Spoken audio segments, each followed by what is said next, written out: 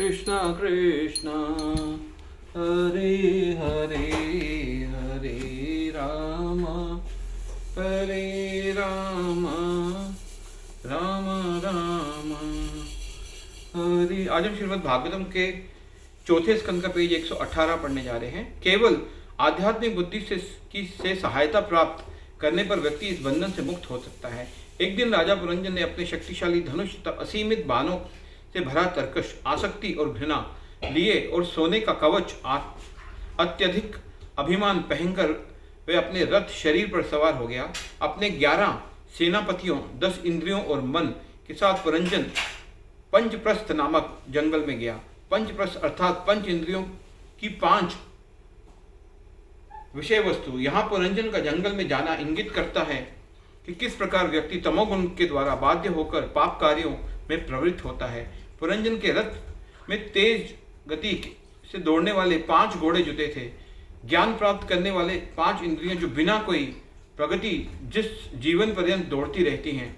उस रथ की धुरी से 2 पहिए जुड़े थे। धर्मपरायण जीवन तथा पाप परायण जीवन जो हमारे गंतव्य स्थान तक पहुंचने में हमारी सहायता करते हैं। रथ पर 3 ध्वजा फहरा रही थी। प्रकृति के 3 गुण, एक लगाम थी मन, एक सारथी परमात्मा अथवा बुद्धि, बैठने का एक स्थान हृदय, 2 डंडे जिनसे घोड़े की रहड़ी बंधी थी, शोक एवं मोह द्वंद्व जो हमारे बंधन के कारण हैं, और 7 आवरण थे, त्वचा, मांसपेशियां, मांस, रक्त, मज्जा, अस्थि और वीर्य।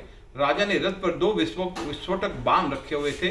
मिथ्या अहंकार के 2 रूप, मैं और मेरा, जो 5 विभिन्न प्रकार के कार्य करते, 5 कामेंद्रियों के कार्यकलाप। उसने सामने 5 बाधाएं थी, शरीर में घूमने वाली 5 प्रकार की वायु, और वह सोने की सजावटों से सुसज्जित था। यह इंगित करता है कि पुरंजन रजोगुण से अत्यधिक प्रभावित था। इससे स्पष्ट होता है कि किस प्रकार जीवात्मा भौतिक शरीर रूपी पिंजरे में कैद हो और प्रकृति के गुणों से बाध्य होकर कार्य करता है। नारद मुनि राजा प्रचिन्न बहिर्षित के समक्ष सिद्ध करना चाहते थे कि यद्यपि वे स्वयं को बहुत धर्मपरायण मानते हैं, वास्तव में वे प्रकृति के 3 गुणों के वशीभूत होकर कार्य कर रहे हैं।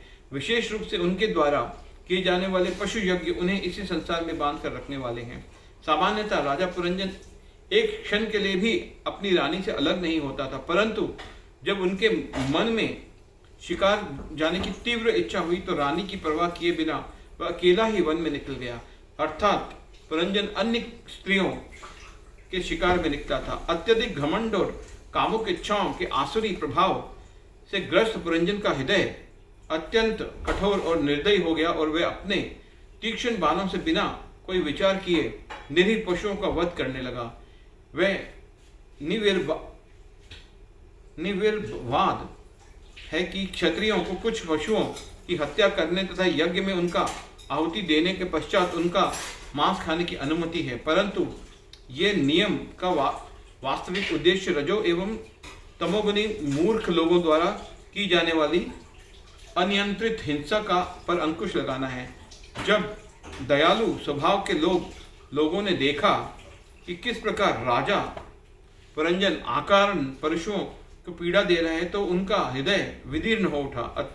अंततः अनेक खरगोश, सुअर, भैंस, काले हिरण, शाही एवं अन्य पशुओं का वध करने के बाद पुरंजन थक गया। भूख प्यास से व्याकुल उसने अपने महल की ओर लौटने का निश्चय किया।